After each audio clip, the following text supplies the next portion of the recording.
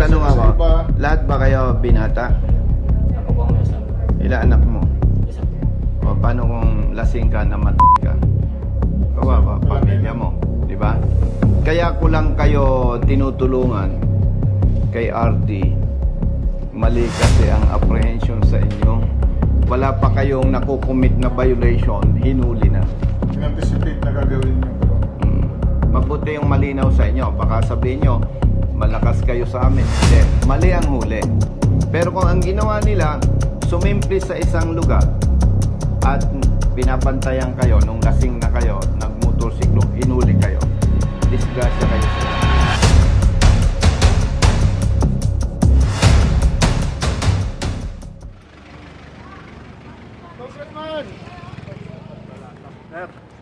Brother, nasan ba yung 5? Brother, good morning. Ito po sir taga yung rito ano, ka? yung binigay po sa amin. Siya po sir yung ano, nag-arkila ng motor. Nakakuha ka ng resibo? May picture po. Very good. Pero may resibo ka? Pwede ko pong hingin dun sa mismo inano. Sige. Wala kayong pasok ngayon? Nag-live po. Nag-leave Absent kayo? lang po. Panggabi po siya.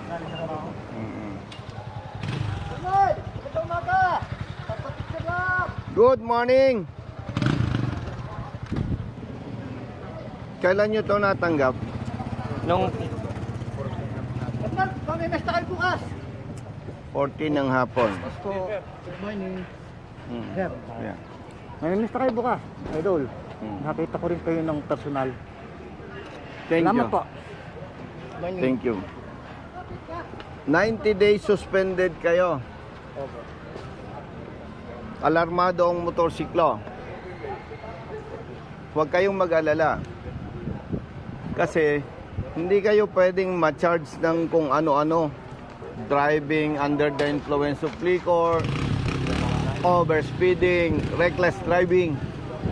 Ay mismong yung hepe ng Binyan ang nag-post. Nakitang nagiinuman kayo. Nung mahuli kayo, hindi naman kayo nakaupo sa motorsiklo. hindi po, malayo po kami sa motor. Oh, yun. Mga malayo po. Sige. Alik kayo. Partner, Happy New Year. pag sinuswerte nga naman, Siyempre. RD pa ang madadatnan ko. Anong kailangan mo? Gandang umaga ko sir. Anyway, haharapin naman namin ng tama ito Okay. kung anong advice mo. Sa office tayo.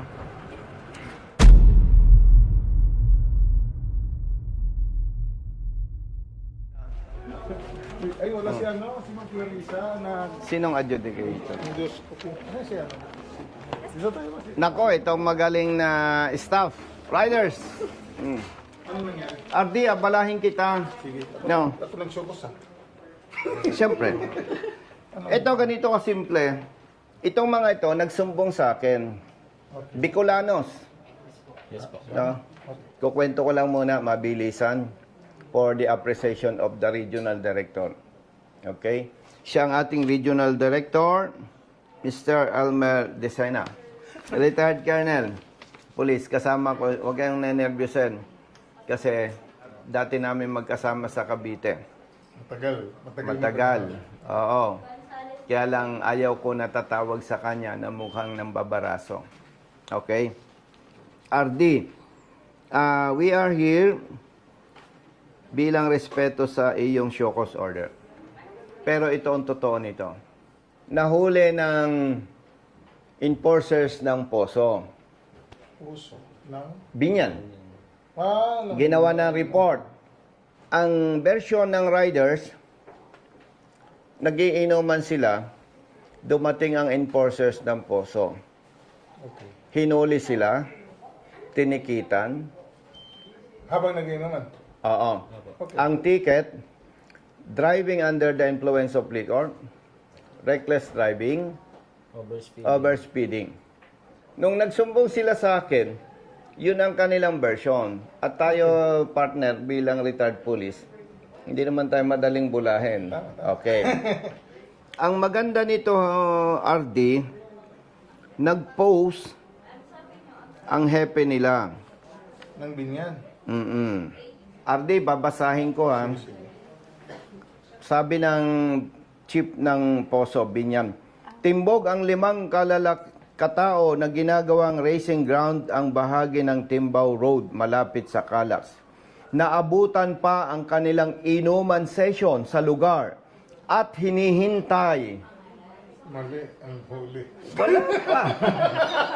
Ano? Correct. Ang linaw. Oh, yeah. So, RD, yung kwento nila, pinagtibay ng post ng Hepe. Na timbog sila, naabutan pang nag-iinuman at hinihintay na mawala ang mga dumaraan bago magpapaharurot at mag-e-exhibition sa lugar. Okay. Loud and clear. Tama. And at the same time, again, RD, with respect sa iyo, hindi naman kita May nagkataon, nakita kita, alam ka naman kita entertainin sa tagal na pinagsama. hindi, tsaka hindi kita pwedeng bulahin Yeah, o this paikutin. is clear, yeah. Loud and clear. Invalid yung kanilang complaints. Now, base sa RD, sa inyong show cause order, ito ay binase nyo sa report ng Poso, Correct. dated 3 December. Oh, tapos na. December 23. Sinamahan ko sila sa Hepe. Diniscuss namin to.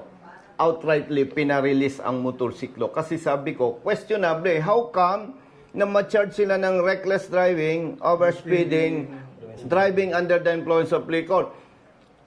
Ay yung kanilang narrative at yung post ng Hepe, Magkaiba. parehong-pareho. Salamat kayo. Hindi kami ang nanghuli. Kasi hihintay namin kayo matapos mag-inuman at aabangan namin kayo. Yon ang mali. Yon ang sinasabi ko doon sa Hepe. Pero alam mo, hindi naman Hindi, ako... pero mali yun na kasi wala kayong choice after inuman gagamitin yung motor eh. Ang naging Mali lang sa kanila, proseso nila. wala pang premature. violation. Oh, premature yung ginawa nila. Wala pang Ano violation, pa? Inuli na. hinuli na. In-anticipate nila na yun ang gagawin. Oo. What if iniwan ng motor at sumakay sila ng bus? Pwede. Pero alam mo, I understand the situation na. RD, hindi naman ako bias. Yung aligasyon na sila involved sa drug racing. Pero ang usually, ang lumalaro They can ng show drug video. racing, Yeah. hindi, usually ang lumalaro sa drug racing, modified ang motor. Kung ano nung Hindi, pinagagawa. nandun. Dami kaming huli. Kahapon kagabi. Drug racing. Pang show. Napansin mo, may generally modified. Yes, pa. Yeah. Yung kanila walang Tapos modification. maingay siya. Yes, yung kanila walang modification. All stock. So, ngayon ko lang nakita itong show cause order. Sinamahan ko sila. They are required to submit affidavit Bidibid, yeah. para pasinungalingan. Tara, tama. Magsasend na lang kami ng Order. affidavit. Yeah. And, pag nasubmit nyo, I will reserve immediately. Oo. And, Pero ang nila na nabalik na. naka-alarma. Ayun, Tapos, at least 90 days preventive suspension. Kaharap na natin ang RD with respect sa kanya, hindi ko naman pinangungunahan, mawawala yung preventive suspension sa inyo. Once ma-resolve. Oo. So, gagawa tayo ng affidavit. Gawin na boss dito. Oo. Dito na. Ay, pagawa na lang natin sa lawyer. Tapos, peperma sila. And, RD, magpapaprint ako nito. Correct, yes. At ito naman, pwede kong permahan na totoo itong na-extract doon sa post ni Chief. Yeah. No? Tsaka verifiable, ilalagay naman yung ano. Verifiable naman. Nandun pa rin po yung post. Nandun pa rin yung post. I-open namin in the presence of your chief na staff. I-open yung Facebook. I-resolve mo na. Kaya naman. Okay, so Lalo ebidensya, okay na. sapat na yan, ano? Tama na ba? So, yon okay. Magkakaroon na kayo ng peace of mind. Pero, kung ginawa nyo yun, nag-inuman kayo, ang gagawin nyo talaga kahit hindi nyo aminin, dadrive-in nyo yun. Nagkataon lang yung Mali. naging premature yung arrest or yung pag-apprehend. Huwag nyo nang gagawin yun. Malaki ang penalty niyan. Suspend agad kayo sa lisensya. Pag makadisgrasya pa kayo, tanggalan pa kayo pang habang buhay ni Ase.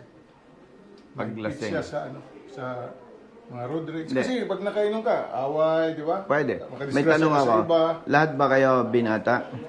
Ako po ang may asawa. Ilan anak mo? Isa po. O paano kung lasing ka na ka? Kawawa, pamilya mo. Di ba? Kaya ko lang kayo tinutulungan kay RD. Mali kasi ang apprehension sa inyo. Wala pa kayong nakukumit na violation, hinuli na. In-anticipate na gagawin nyo, pero Mabuti yung malinaw sa inyo. Baka sabihin nyo, malakas kayo sa amin. Hindi. Mali ang huli. Pero kung ang ginawa nila, sumimpli sa isang lugar at binabantayan kayo, nung lasing na kayo, nagmotorsiklo, hinuli kayo. ayun. Disgrasya kayo sa LTO.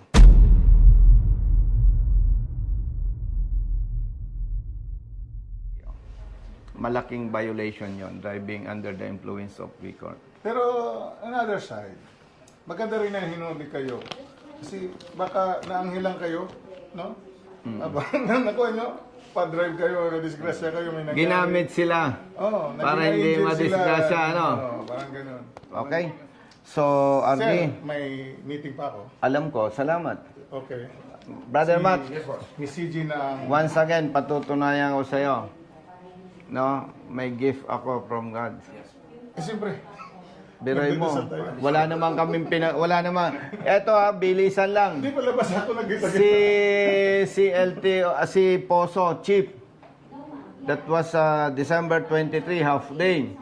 2 o'clock, pumunta kami. Na-tsempohan ko. Sabi ko, Brother Matt, naniwala ka na. May special gift ako from God. Wala naman kaming pinag-usapan ng Poso, Chief.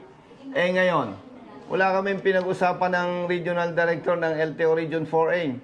Paalis siya. Andun tayo sa labas. Thank you. Okay, binigyan. Oh, ha? Buti buhay pa kayo. So, Ardi, sila na bala. Si Miss CG Basta na- panatag na to. Apo. Dito lang niya gagawin yan, sir. Oh, Okay. bilis lang. Thank you. Sige, boss. Thank you. Okay. Thank you po, thank you po. Oh. Oh, ali kayo. Iiwanan ko pa sila o uwi na kayo? Kayo nang balang mag-resolve. Kukunin ko Ihintay na lang namin. Yes, sir. No. Dala niya yung lisensya niyo. Apo. Kompleto po. Xerox kayo for reference Apa, with signature. with signature para may basis sila na talagang nag-appear kayo sa office. Ebidensya. Hindi yung kwento lang. Okay? So, saan kami magpapaserox? Ba, gusto mo ng... Kunin ko na lang po. Yun. Dito na isi-xerox, tapos peperma kayo. Good as resolved na yan. Hintay natin na maipaserox si ma'am, peperma kayo, para yun yung proof na talagang humarap tayo. Then, i-resolve na yan. Okay? Huwag sasakay sa motorsiklo ng nakainom. Baka madisgrasya kayo pag lalamayan kayo. Malinaw. Ulitin ko ha. Kaya nandito tayo ngayon, ang Binyan Poso Enforcement Unit nagsumbong, nag-report sa LTO. Sila may jurisdiction sa inyo. Dahil may nagsumbong eh. Okay? Ako naman, kausap ko si RD at yung concerned staff, hindi para barasuhin at paboran kayo. May mali lang talaga sa ginawa ng Poso doon sa panghuli sa inyo. Wala pa kayong nakukumit na violation eh. Hinuli na kayo. Malinaw? Ko lang din po. Actually, magfa-file kami ng complaint against doon sa personnel ng Poso kasi 20 days na impound yung motorsiklo nila. Saan po ba na-impound? Sa mismong Binyan. Poso? Hindi Sa po. LTO Binyan. Binyan Poso, hindi sa Binyan LTO. Poso. Oh, at may nagne-negotiate sa kanila, kaya tumagal ng tumagal. Kaya nagsumbong na sa 6 office. times po yung balik-balik sila.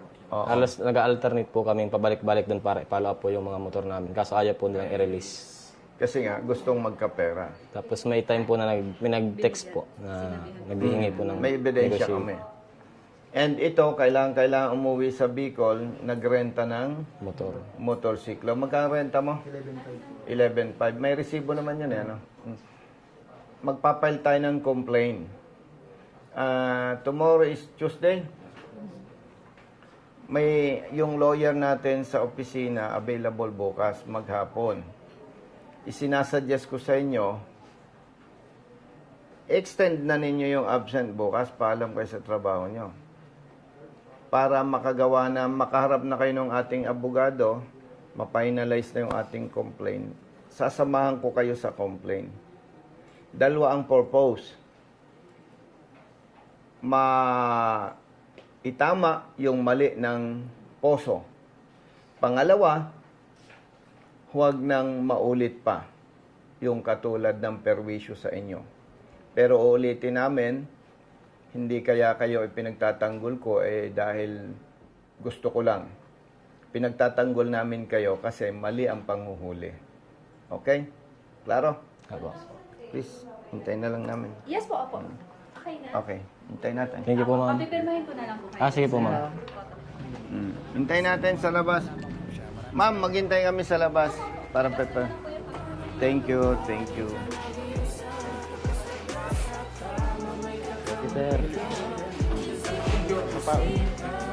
Announcement, may bayad ang picture. Aray ko.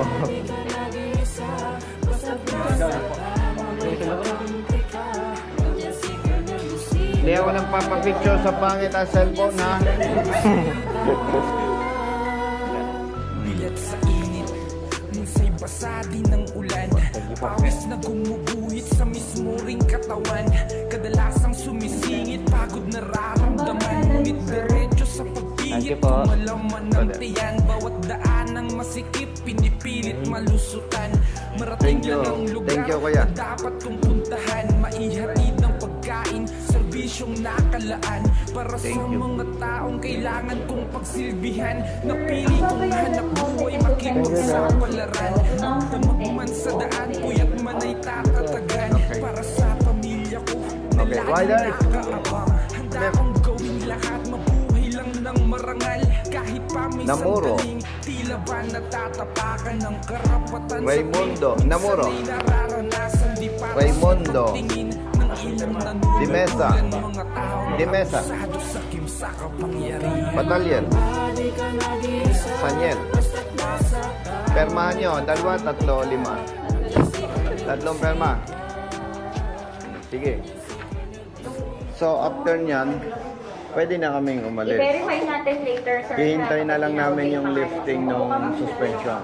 Na-receive niyo po ba sa portal yung alarm? Hindi, na-receive nila ng soft copy. Hindi po kami nagbukas ng portal. Pero nung na-receive po namin yung papel po, doon na po namin nalaman yung ano. Kasi Anyway, naka-indicate naman po. Anyway, kaharap naman natin si RD and si Ma'am. Wala na kayong alalahanin. Hihintay na lang natin yung lifting ng alarm and suspension. Okay? Sasaglit tayo sa legal office. Hihingi tayo ng kopya ng report ng POSO. Yun naman ay public document. Sila yun directly involved. Hihingi kami ng kopya kasi mag-a-attach kami doon sa complaint. Nung report. Na absent sila trabaho, stress, abala, dahil doon sa mali nilang trabaho. Sige. Didiretso kami doon o sasabihin mo? Samahan ko na lang po. Please. Sige po. Okay, please.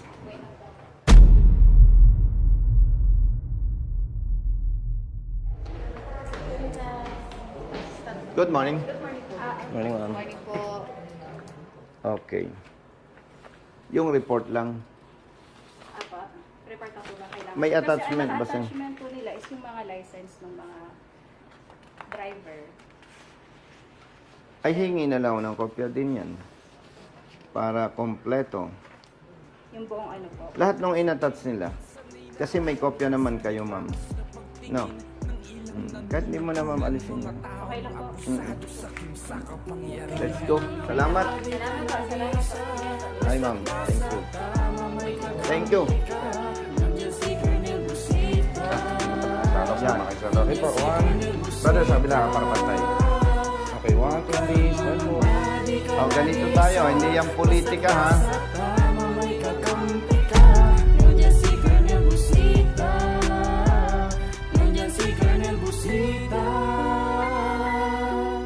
May pagkakataon din na na katwiran ay naiisang tabi.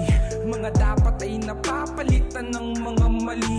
Dulot ay kalituhan kaya't laging nauuwi sa pagpataw ng multa na may akamang halaga. Kakarampot lang ang kita, aagawin pa nila. Perang dapat sa pagkain ng pamilya at iba pa sanang gastusin sa tahanan. Minsa'y walang wala pa ngayon.